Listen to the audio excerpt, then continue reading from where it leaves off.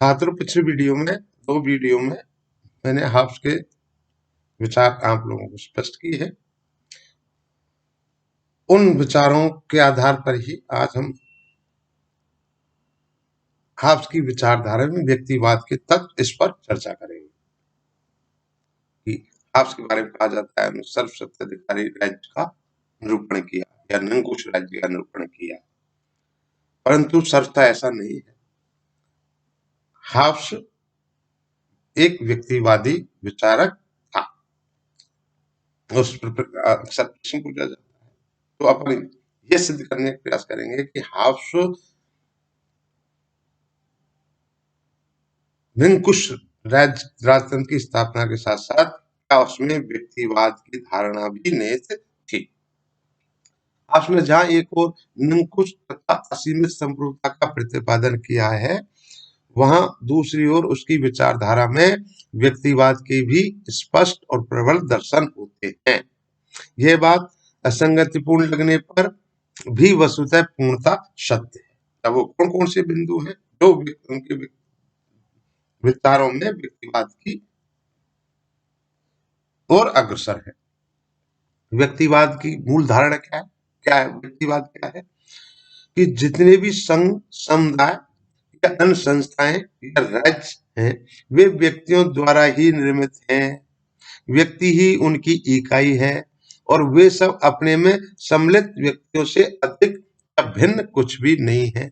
इसी दृष्टिकोण से व्यक्ति साध्य है और राज्य साधन मात्र है।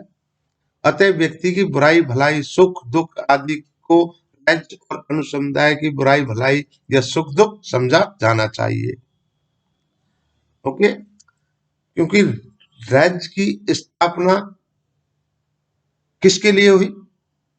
व्यक्ति के लिए। तो व्यक्ति क्या है? साध्य, और राज्य क्या है? साधन।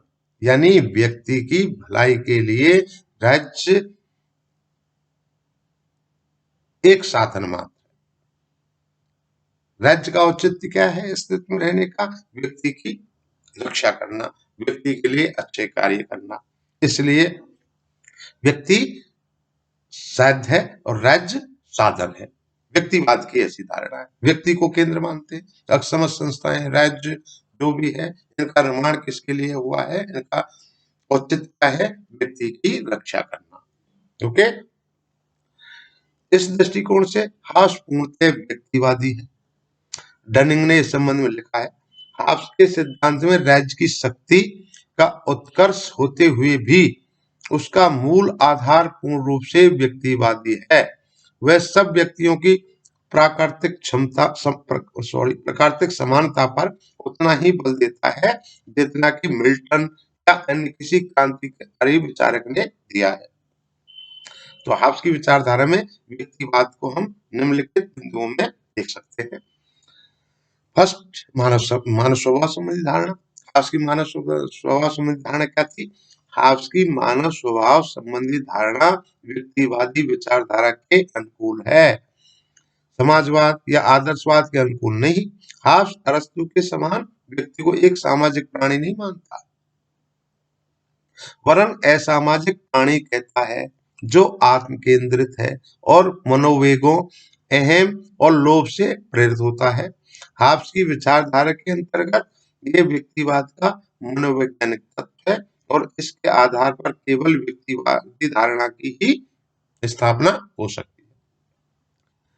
दूसरा बिंदु है हाब्स को व्यक्तिवाद कहने का, राज्य एक कृत्रिम संस्था है।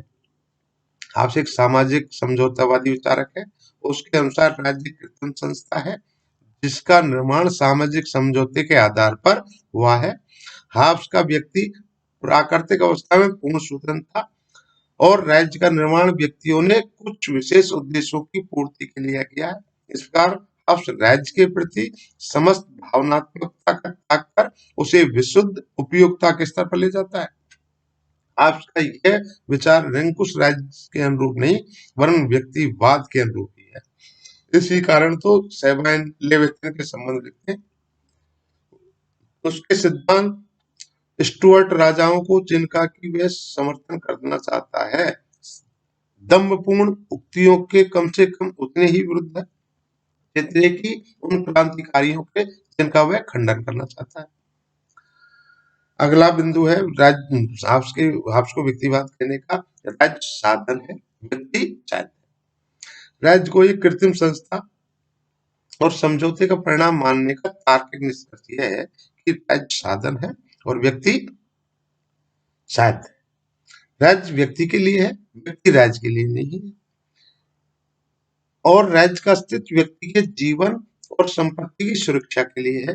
पेपर ने लिखा भी है, राज्य मानव की आवश्यकताओं की पूर्ति के लिए विद्यमान है और इसे नैतिक सत्ता शासकों की सहमति से प्राप्त होती है। राज्य व्यक्तियों का लक्ष्य नहीं वरन व्यक्तिगत राज्य का लक्ष्य है। अगला बिंदु है व्यक्ति को राज्य के प्रतिरोध का अधिकार।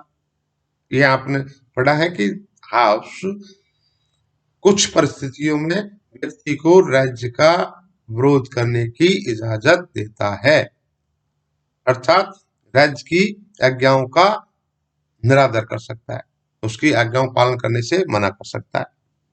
आपके अनुसार राज्य की स्थापना व्यक्तियों के द्वारा आत्मरक्षा के लिए की गई है और राज्य के आदेश यदि किसी व्यक्ति को उसकी आत्मरक्षा से वंचित करते हैं तो व्यक्ति राज्य का विरोध करने का अधिकारी है। इसका तात्पर्य है यदि व्यक्ति सेनाओं में जाने से अपने जीवन को खतरा मानता है तो वो मना कर सकता है कि मैं सेनाओं में नहीं लड़ सकता।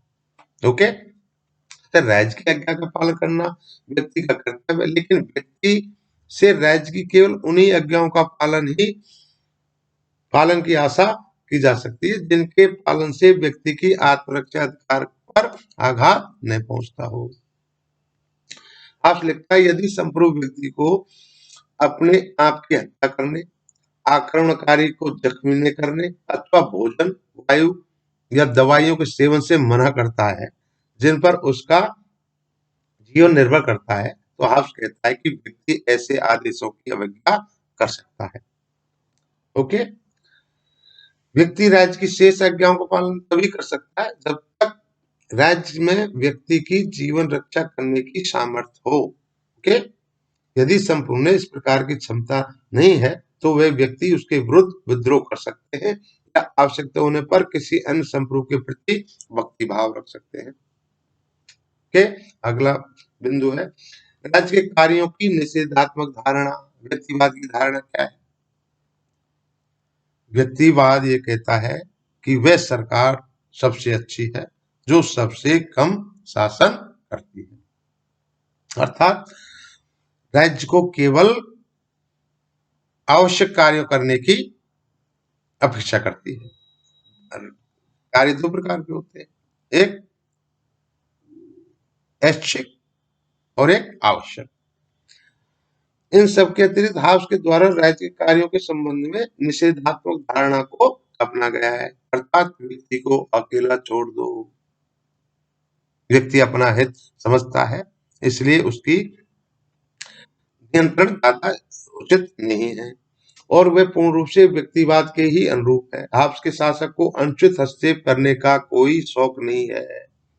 उसके अनुसार कानून मनुष्यों को समस्त स्वेच्छापूर्ण कार्यों से नहीं रोकते, उनका उद्देश्य तो व्यक्तियों की अनियंत्रित इच्छाओं, जल्दबाजी अथवा एक के आधार पर किए जाने वाले कार्यों को रोकना होता है। कानून बाढ़ के सदृश है जो यात्रियों को रोकने के लिए नहीं वरन उन्हें सन्मार्ग में रखने के लिए खड़ी की जाती है। ओके, हाब्स के राज्य में व्यक्तियों को क्रय विक्रय करने की, अपने रहने के लिए स्थान, अपना भोजन, अपना व्यापार चुनने की तथा अपनी इच्छा अनुसार अपने बच्चों को शिक्षा दिलाने की पूरी स्वतंत्रता है। हाब्स की यह भी धारणा थी कि शासक को व्यक्तियों के निजी विश्वासों और विचारों में हस्तक्षेप नहीं करना चाहिए। वह उनके केवल इस मांग कर सकता है कि उनका बाहरी व्यवहार तथा उपासना की पद्धति राज्य के कानून के अनुसार होनी चाहिए। व्यक्ति की बुद्धि तथा अंतःकरण राज्य की पहुंच से बाहर है। ओके, इस प्रकार हम कह सकते हैं कि हाब्स एक व्यक्तिवादी विचारक